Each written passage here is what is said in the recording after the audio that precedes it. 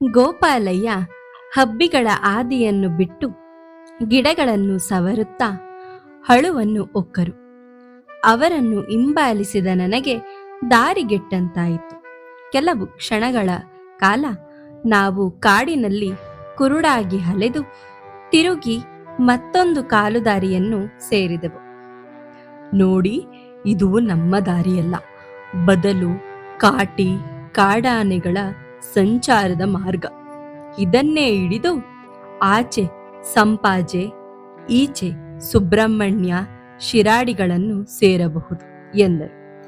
ನನಗೆ ಆವುಗಳ ವಿಷಯದ ಕನಸು ಮಾಯವಾಗಿ ಕಾಟಿ ಕಾಡಾನೆಗಳ ಬಿಂಬ ಕಾಣಿಸತೊಡಗಿತ್ತು. ನಡೆದು ಕಾಡು ಕಳೆಯಿತು. ಹಾಳೆತ್ತರದ ಹುಲ್ಲು ತುಂಬಿದ ಒಂದು ಬಯಲು ಬಂದಿತ್ತು.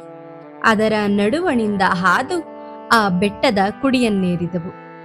ಸುದೈವದಿಂದ ಅಲ್ಲಿನ ಹುಲ್ಲು ಕತ್ತಿಗಿಂತಲೂ ಎತ್ತರವಾಗಿ ಬೆಳೆಯಲಿಲ್ಲವೆಂಬುದರಿಂದ ನಮ್ಮ ರುಂಡಗಳು ಸ್ವತಂತ್ರವಾಗಿದ್ದುವು. ನನ್ನ ತಲೆಯು ಗೋಪಾಲಯ್ಯನವರ ತಲೆಯನ್ನು ಕಾಣುವುದಕ್ಕೂ ಅವರ ಮುಖವು ನನ್ನ ಮುಖವನ್ನು ನೋಡುವುದಕ್ಕೂ ಸಾಧ್ಯವಾಗಿತ್ತು. ಗೋಪಾಲಯ್ಯನವರು ಪೂರ್ವಕ್ಕೆ ಮುಖ ಮಾಡಿ, ಇದು ಕುಮಾರ ಪರ್ವತ, ಇದು ನಮ್ಮ ಶೇಷ ಪರ್ವತ, ಇದು ಸಿದ್ಧ ಪರ್ವತ ಎಂದು ತೋರಿಸದ್ದೆಲ್ಲದೆ ಅಲ್ಲಿನ ದಂತಕಥೆಗಳನ್ನು ಹೇಳಿದರು. ಅಲ್ಲಿ ಇನ್ನೂ ತಪಸ್ಸು ಮಾಡುತ್ತಿರಲೇಬೇಕಾದ ಸಿದ್ಧ ಸಾಧ್ಯರ ವಿಚಾರವನ್ನು ಕಂಡವರಿಗಿಂತಲೂ ಸೊಗಸಾಗಿ ಬಣ್ಣಿಸಿದ್ದರು. ಮೇಲೆ ಮುದ್ರಿಕೆಯಾಗಿ ಎಷ್ಟು ನಿಜವೋ ಎಷ್ಟು ಸುಳ್ಳೋ ಜನರು ಅನ್ನುತ್ತಾರೆ ಎನ್ನುತ್ತಿದ್ದರು. ನನ್ನ ದೃಷ್ಟಿ ಎಲ್ಲವನ್ನೂ ಕುಕ್ಕುವ ಬಿಸಿಲ ಜಳದ ಕೆಳಗೆ ನಿಶ್ಚಲವಾಗಿ ನಿಂತ ನೀಲ ಪರ್ವತ ಶ್ರೇಣಿಯನ್ನೇರಿತು. ನಾವು ನಿಂತ ಬೆಟ್ಟದ ಇಳುಕಲೇ ಕಣಿವೆಯಾಗಿ ಪರಿಣಮಿಸಿ ಅಲ್ಲಿಂದ ತಿರುಗಿ ಬೆಟ್ಟದ ಸಾಲಾಗಿ ಎದ್ದು ಕುಮಾರ ಪರ್ವತದಲ್ಲಿ ಲೀನವಾಯಿತು. ಆ ನೋಟದ ಭವ್ಯತೆ ನನ್ನ ಮನಸ್ಸನ್ನು ಬೆರಗುಗೊಳಿಸಿತು. ನಮ್ಮ ನಾಡಿಗೆ ಇದೊಂದು ಗೌರೀಶಂಕರವೆನಿಸಿತು. ನಿಮ್ಮ ಊರು ಕೈಲಾಸವಯ್ಯ ಎಂಬ ನನ್ನ ಹೊಗಳಿಕೆಯ ಮಾತನ್ನು ಕೇಳಿ ಗೋಪಾಲಯ್ಯ ನಕ್ಕರು. ನೋಡಿ, ಈ ಕೈಲಾಸಕ್ಕೆ ನಾನು, ನಮ್ಮ ಊರಿನ ಇತರ ಗಣಗಳು ಹುಲ್ಲಿಗೋ ಸೊಪ್ಪಿಗೋ ಆಗಾಗ ಬರುವುದುಂಟು. ನಿತ್ಯವೂ ಇವನ್ನೇ ನೋಡುತ್ತಾ ಎಲ್ಲೋ ತಿರುಗಾಡುತ್ತಿರುವ ನಮಗೆ ಇದು ಬರಿಯ ಬೆಟ್ಟ. ಏನೋ ಪೇಟೆಯಿಂದ ಬರುವ ನಿಮ್ಮಂಥವರು ಅದರ ಚಂದವನ್ನು ಬಣ್ಣಿಸಿದರೇನೆ ಅದು ಚಂದವೆಂದು ನಮಗೆ ತಿಳಿಯಬೇಕು. ಆ ಕಣ್ಣು ಪೇಟೆಯವರಿಗಿರದೆ ನಮಗೆಲ್ಲಿದೆ ಎಂದರು. ಹಾಗೇನಿಲ್ಲ, ಪೇಟೆಯವರಿಗೂ ಇಂಥ ಬೆಟ್ಟ ನೋಟಗಳು ಬೇಕಾಗಿಲ್ಲ. ಅವರಿಗೆ ರೂಪಾಯಿ ನೋಟುಗಳನ್ನು ಕಂಡರೆ ಕುಮಾರ ಪರ್ವತದಷ್ಟು ದೊಡ್ಡದಾಗಿ ಕಾಣುತ್ತವೆ. ಅವರು ನಕ್ಕರು. ನಿಜ, ಪೇಟೆಯಲ್ಲಿ ಕಾಸಿಲ್ಲದೆ ಯಾವುದೂ ಆಗುವುದಿಲ್ಲ. ಅಲ್ಲಿ ದುಡ್ಡೇನೆ ದೊಡ್ಡಪ್ಪ. ಆದರೆ ಹಳ್ಳಿಯವರಿಗೂ ಹಣ ಬೇಡವೆಂದಲ್ಲ, ರೂಪಾಯಿ ನೋಟು ಕೈ ಕುತ್ತವೆಂದಲ್ಲ. ಆದರೆ ಎಷ್ಟೋ ಸಂಗತಿಗಳಲ್ಲಿ ದುಡ್ಡಿಲ್ಲದೆಯೂ ಇಲ್ಲಿ ನಡೆಯುತ್ತದೆ. ಇಲ್ಲಿ ಬೇಕಾದ ಒಡವೆಗಳನ್ನು ನಾವೇ ಬೆಳೆಯಿಸುತ್ತೇವೆ. ಊರಲ್ಲಿ ನಮಗೆ ಹಣದ ಅವಶ್ಯಕತೆ ಇರುವುದಿಲ್ಲ. ಪೇಟೆಯ ಹಂಗೂ ಕಡಿಮೆ. ಆದರೆ ಭಟ್ಟರೆ, ಇಂಥ ಸ್ವರ್ಗ ಕಣ್ಣ ಮುಂದೆ ಇದ್ದರೂ ನಿಮಗೆ ಮನುಷ್ಯರ ಒಡನಾಟ ಬೇಕೆನಿಸುವುದಿಲ್ಲವೇ? ಈ ಮೂಲೆಯಲ್ಲೇ ಇದ್ದು ಇದ್ದು ಬೇಸರ ಬರುವುದಿಲ್ಲವೇ ಎಂದು ಕೇಳಿದ. ಗೋಪಾಲಯ್ಯ ನಗುತ್ತಾ, ಬೇಸರ ಬಾರದಿರುತ್ತದೆಯೇ? ಬೇಸರ ಎಲ್ಲಿದ್ದರೆ ಬರುವುದಿಲ್ಲ. ಇಲ್ಲಿದ್ದರೆ ನಿತ್ಯದ ಕೆಲಸದಲ್ಲಿ ಸಮಯ ಹೇಗೋ ಸಾಗುತ್ತದೆ. ಹಾಗೆ ತೀರಾ ಬೇಸರವಾದರೆ ಆಚೆ ನಮ್ಮ ದೇರಣ್ಣನ ಮನೆಗೋ ಈಚೆ ನಮ್ಮ ನಾರಾಯಣನ ಮನೆಗೋ ಹೋಗಿ ಬರುತ್ತೇನೆ. ತಿಂಗಳಿಗೊಮ್ಮೆ ಸುಬ್ರಹ್ಮಣ್ಯದ ತನಕವೂ ಹೋಗಿ ಬರಬಹುದು. ಬೆಳಗ್ಗೆ ಹೋಗಿ ಸಂಜೆಗೆ ಬಂದರಾಯಿತಲ್ಲ, ಬೇಸರ ಹೋಗಲಿಕ್ಕೇನಾಗಬೇಕು? ಅಂತೂ ಸರಿಯೇ, ಪ್ರಾಯಶಃ ಪೇಟೆಯಲ್ಲಿ ಬೆಳೆದ ನನ್ನಂಥವರಿಗೆ ಹಾಗೆನ್ನಿಸುತ್ತಿರಬೇಕು. ಕೊನೆಗೆ ಎಲ್ಲವೂ ಅಭ್ಯಾಸವಾದ ಹಾಗೆ ಅಲ್ಲವೇ? ಆದರೆ ಇಷ್ಟು ಮಾತ್ರ ನಿಜ, ನನ್ನಂಥವನು ತಿಂಗಳಿಗೆ 100 ರೂಪಾಯಿ ಕೊಡುತ್ತೇನೆಂದರೂ ಇಲ್ಲಿಯೇ ಇದ್ದು 6 ತಿಂಗಳ ಸಮಯವನ್ನು ಕಳೆಯಲಾರ. ಗೋಪಾಲಯ್ಯ ನನ್ನ ಉತ್ತರದಿಂದ ತೃಪ್ತರಾದರೋ ಇಲ್ಲವೋ ತಿಳಿಯದು. ನಾನು ನಿಂತಲ್ಲಿಯೇ ನಿಂತು ನೋಡುವಷ್ಟು ನನ್ನ ಮನದಣಿಯೇ ನೋಡಿಯಾಯಿತು. ಆ ಬಳಿಕ ಇನ್ನು ಹೋಗುವ ಎಂದೆ. ಅವರು ತಿರುಗಿ ಮಾರ್ಗದರ್ಶಕರಾಗಿ ಹಾದಿಯ ಹುಲ್ಲನ್ನು ಈಚೀಚೆ ಬಗೆಯುತ್ತಾ ಮುಂದುವರಿದರು. ತಿರುಗಿ ಕಾಡು ಬಂದಿತು. ಇಬ್ಬರು ಮುಂದಕ್ಕೆ ನಡೆದವು. ಅವರಲ್ಲಿ ತಿರುಗಿ ಮಾತಿನ ಉತ್ಸಾಹ ಕಾಣಿಸಲಿಲ್ಲ. ನಡೆದ ದಣಿವಿನಿಂದ ನನ್ನಲ್ಲಿ ಮಾತುಗಳಿಗೆ ಉಸಿರು ಸಾಕಾಗಲಿಲ್ಲ. ಹಾಗೆಯೇ ಮುಂದುವರಿಯುತ್ತಿದ್ದ ಗೋಪಾಲಯ್ಯನವರು ಒಮ್ಮೆಗೆ ನಿಂತರು. ಹಾದಿಯಲ್ಲಿ ಬಿದ್ದ ಆನೆಯ ಲದ್ದಿಗಳನ್ನು ನನಗೆ ತೋರಿಸಿ, ನೋಡಿ, ಇನ್ನೂ ಇದರಿಂದ ಹಬೆ ಹೋಗುತ್ತಿದೆ. ರಾತ್ರಿ ಇಲ್ಲಿಗೆ ಆನೆಗಳು ಬಂದಿರಬೇಕು. ಇದೇ ದಾರಿ ನಮ್ಮ ಕಾಟುಮೂಲೆಯ ತೋಟಕ್ಕೆ ಹೋಗುತ್ತದೆ. ಮಧ್ಯಾಹ್ನ ಹೋಗಿ ನಾವು ವಿಚಾರಿಸಿ ಬರಬೇಕಾಯಿತು. ನಮ್ಮ ನಾರಾಯಣನ ಅವಸ್ಥೆ ಏನಾಗಿದೆಯೋ ಎಂದರು. ಏನು, ಆನೆಗೀನೆಗಳು ನಿಮ್ಮ ತೋಟಕ್ಕೆ ನುಗ್ಗುವುದುಂಟೆ ಎಂದು ಕೇಳಿದ. ನುಗ್ಗುವುದೂ ಉಂಟು, ಹಾಗೆಯೇ ನುಗ್ಗಿ ತೋಟವನ್ನೇ ನುಗ್ಗು ನುರಿ ಮಾಡುವುದೂ ಉಂಟು. ಆನೆಯ ಹಿಂಡನ್ನು ತಡೆಯುವಂತ ಬೇಲಿಯನ್ನು ಮಾಡಲು ಬಂದಿದ್ದೆ ಹೇಳಿ.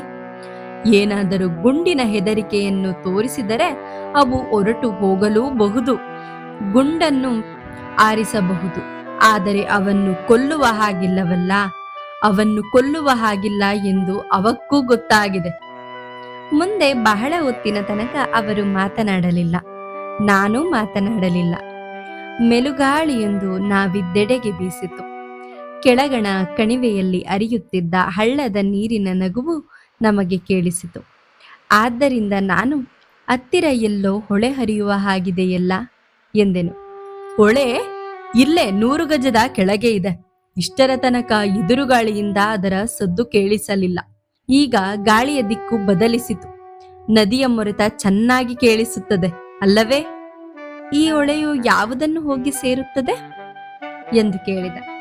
ಇಲ್ಲಿನ ಎಲ್ಲ ಹೊಳೆಗಳು ಹಳ್ಳಗಳು ಸೇರುವುದು ಕುಮಾರಧಾರೆಯನ್ನು ಎಂದರು ಅವರು. ಕಟ್ಟ ಕಡೆಗೆ ಸಮುದ್ರಕ್ಕೇನೆ ಅನ್ನಿ, ಯಥಾ ಗಚ್ಚತಿ ಸಾಗರಂ ಎನ್ನುವ ಹಾಗೆ. ಎಲ್ಲ ನೀರು ಅಲ್ಲಿಗೆ ಯಾಕೆ?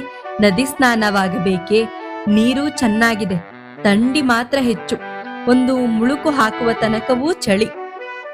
ಮಿಂದರು ಮೀಯುವ ಹೊಳೆಯ ನೀರಿನ ಋಣ ಹಾಳು ಪುತ್ತೂರಿಗೆ ಎಲ್ಲಿಂದ ಬರಬೇಕು ಎಂದೆ ನಾನು. ಮೀಯುವ ಪಂಚೆ ತಂದೆ ಆಗಬೇಕಲ್ಲವೇ?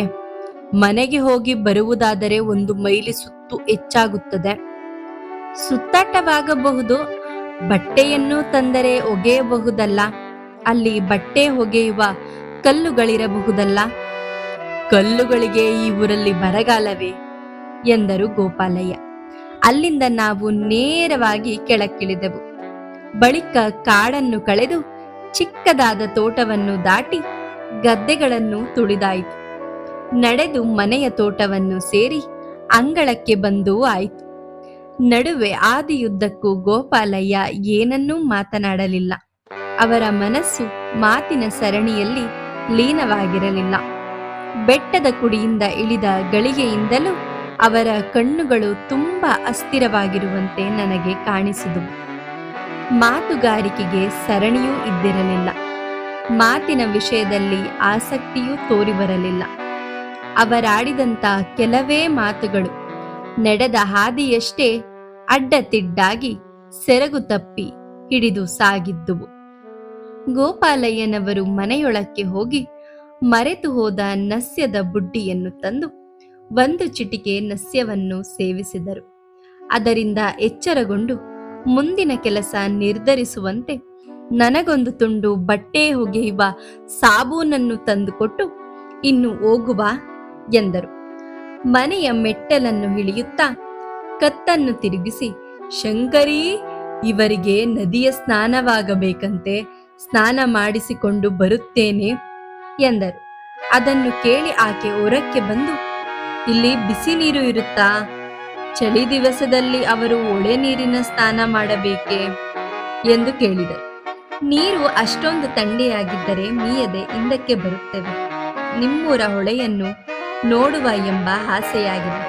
ನೋಡಿ ಬರಬಹುದಲ್ಲ ಎಂದೆ ನಾನು. ಹೋಗಿ ಬನ್ನಿ, ಅಲ್ಲದೆ ಇಲ್ಲಿ ಅಡಿಗೆಯೂ ಆಗಿಲ್ಲ, ಸುಮ್ಮನೆ ಕುಳಿತು ಮಾಡುವುದೇನು ಎಂದಳು. ತಿರುಗಿ ಏನನ್ನು ನೆನಪು ಮಾಡುತ್ತಾ, ಒಳೆಯಲ್ಲಿ ಬಹಳ ಹೊತ್ತು ಮಾಡಬೇಡಿ ಎಂದು ಗಂಡನನ್ನು ಎಚ್ಚರಿಸಿದಳು. ತನ್ನ ಮಾತಿಗೆ ನಾನು ಮೊದಲು ಯೋಚಿಸಬಹುದೆಂದು ಅಂಜಿಕೊಂಡಂತೆ ನನ್ನನ್ನು ಕಂಡು, ಹಾಗಲ್ಲ, ಅವರು ಒಮ್ಮೊಮ್ಮೆ ಮಾತುಕತೆ ಶುರು ಮಾಡಿಬಿಟ್ಟರೆ ಹೊತ್ತು ಹೋದುದೇ ಅವರಿಗೆ ತಿಳಿಯುವುದಿಲ್ಲ, ಅದಕ್ಕೇನೆ ಹೇಳಿದೆ ಎಂದು ನುಡಿದು ಒಳಕ್ಕೆ ಹೋದಳು. ಶಂಕರಮ್ಮನ ಮಾತುಗಳನ್ನು ಕೇಳಿ ನನಗೇನೆ ಆಶ್ಚರ್ಯವಾಯಿತು. ಗೋಪಾಲಯ್ಯನಲ್ಲಿ ಮಾತಿನ ಚಾಪಲ್ಯ ಬಹಳವಾಗಿದ್ದಂತೆ ನನಗೆ ಕಾಣಿಸಿರಲಿಲ್ಲ. ಬದಲು ಸ್ವಲ್ಪ ಹೊತ್ತಾದರೂ ಬಂದವರೊಡನೆ ಹರಟಬೇಕೆಂಬ ಹವ್ಯಾಸ ಆಕೆಗೆ ಇದ್ದಿರಬೇಕು ಎಂದು ಅನಿಸಿತು. ಈಗ ನಾನು ಪತಿಯ ಶೀಲವನ್ನು ಬಣ್ಣಿಸಿದ ಸತಿಯ ಮಾತಿನಲ್ಲಿ ನಂಬಿಕೆಯನ್ನು ಇರಿಸಲೇ ಬಿಡಲೇ? ನನ್ನದು ಪೂರ್ಣವಾಗಿ ಒಂದು ದಿವಸದ ಅನುಭವವೂ ಅಲ್ಲ, ಜೀವಮಾನದ ಅನುಭವ ಅವಳದ್ದು. ಈಗಿರಲು ಅವಳ ಮಾತಿನಲ್ಲಿಯೇ ಹೆಚ್ಚಿನ ಸತ್ಯವಿರಬೇಕೆಂದು ತೀರ್ಮಾನಿಸಿ ಗೋಪಾಲಯ್ಯನೊಡನೆ ಹೊರಟೆ. ಒಳೆಯನ್ನು ಸೇರುವ ತನಕ ನಾನೇ ಮಾತುಗಾರನಾಗಿದ್ದೆ. ಅವರ ಪಾಲಿನ ಕೆಲಸ ಬರಿಯ ಹೂಂಕಾರಗಳು ಮಾತ್ರ. ಹೊಳೆ ಬಂದಿತ್ತು. ಇನ್ನು ನೀವು ಸ್ನಾನ ಮಾಡಿ ನೋಡುವ ಎಂದರು. ಅವರು ತಮ್ಮ ನಡುವಿಗೆ ಸ್ನಾನದ ಪಂಚೆಯೊಂದನ್ನು ಬಿಗಿದುಕೊಂಡು ಮೂಗನ್ನು ಹಿಡಿದು ಓಂ ಶಂಕರ ಶಂಕರ ಎಂದು ನೀರಿನಲ್ಲಿ 3 ಬಾರಿ ಮುಳುಗಿ ಎದ್ದರು. ನಾನು ಅರೆ ನೀರಿನಲ್ಲಿ ಕಾಲು ಚಾಚಿ ಚಳಿಯಿಂದ ಮುಂದುವರಿಯಲು ಅಂಜಿ ತಿಳಿ ನೀರ ತಳದಿಂದ ಮೂಡಿ ಕಾಣುವ ಬೆಣಚು ಕಲ್ಲುಗಳ ದುಂಡಾದ ಆಕಾರಗಳನ್ನು ಮೋಹಿಸುತ್ತಾ ನಿಂತೆ. ನೀರಿನ ಒಯ್ಲಿಗೆ ಎದುರಾಗಿ ತಮ್ಮ ನೆಲವನ್ನು ನಿಲ್ಲಿಸಿಕೊಳ್ಳಲು ಯತ್ನಿಸುತ್ತಿದ್ದ ಕಿರಿ ಮೀನುಗಳು ನನ್ನ ಕಾಲುಗಳನ್ನು ಮುತ್ತಿ ಕಡಿಯತೊಡಗಿದವು. ನನಗೀಗ ತುಂಬಾ ವಿಚಾರ. ಪೂರ್ಣ ನೀರಿನಲ್ಲಿ ಇಳಿಯಲೆ, ಅಲ್ಲಿಂದಲೇ ಮನೆಗೆ ಮರಳಿ ಬಚ್ಚಲಿನಲ್ಲಿ ಸ್ನಾನ ಮಾಡಲೆ ಎಂಬ ತೊಡಕು. ಅವಸರವಾಗಿ ಓಡುತ್ತಿದ್ದ ಆ ನೀರಿನ ಮೇಲೆ ಇನ್ನೂ ಹಬೆ ಹಾರುತ್ತಿತ್ತು. ಸೂರ್ಯನ ಕಾವು ಅಲ್ಲಿನ ಶಿಲೆಗಳಿಗೆ ತಗುಲಿದಂತಿಲ್ಲ. ಅಲ್ಲಿನ ನೀರು ಮಂಜುಗೆಡ್ಡೆಯದ್ದೇ ಅವತಾರ. ಹಾಗೆಯೇ ನಿಂತು ಹೊತ್ತು ಕಳೆಯಲಾರದೆ ಮೈಗೆ ಕಾವನ್ನುಂಟು ಮಾಡಲು ಬಟ್ಟೆಯನ್ನು ನೀರಿನಲ್ಲಿ ಅದ್ದಿ ಒಗೆಯತೊಡಗಿದೆ. ನನ್ನ ಒಗೆತ ಮುಗಿದರೂ ಗೋಪಾಲಯ್ಯನವರು ಅಲ್ಲಿಂದ ಕದಲಲಿಲ್ಲ. ಮುಳುಗಿದಲ್ಲೇ ನಿಂತು ಶೀತದಿಂದ ಹಿಮಗಟ್ಟಿದ ಮೈಯುಳ್ಳವರಂತೆ ಅವರಿದ್ದರು. ಅವರ ಬಾಯಿ ಮಾತ್ರ ಮಂತ್ರಗಳನ್ನು ಮಣಗುಟ್ಟುತ್ತಿತ್ತು, ಕೈ ನೀರನ್ನು ಸಿಂಚಿಸುತ್ತಿತ್ತು. ನಾನು ಒಗೆದ ಹರಿವೆಗಳನ್ನು ಹಿಂಡಿ ಬಂಡೆಯ ಕಲ್ಲುಗಳ ಮೇಲೆ ಹರವಿದೆ. ಸಮಯ ಕಳೆಯಲು ಹೊಳೆ ನೇರಳೆ ಗಿಡದ ಕಡ್ಡಿಯನ್ನು ಮುರಿದು ಹಲ್ಲನ್ನು ಉಜ್ಜತೊಡಗಿದೆ. ಅವರ ತಪಸ್ಸು ಮುಗಿಯಲಿಲ್ಲ. ಹಾಗೆಂದು ಉಪಾಯಗಾಣದೆ ತಿರುಗಿ ನೀರಿಗಿಳಿದೆ. ಮೊದಲನೆಯ ಮುಳುಗಿಗೆ ಅಂತರಂಗ ಬಹಿರಂಗವೆಲ್ಲ ಅದುರಿತು. ನೀರಿಂದೆದ್ದು ನನ್ನ ಮೈಯನ್ನು ಬಿರುಸಾಗಿ ತಿಕ್ಕಿಕೊಂಡೆ.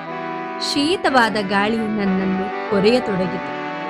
ಇದು ನನ್ನ ಸ್ನಾನದ ಪೂರ್ವಾರ್ಧ. ಉತ್ತರಾರ್ಧವೂ ಬಂಡೆಯ ಮೇಲೆಯೇ ಮುಗಿಯಿತು.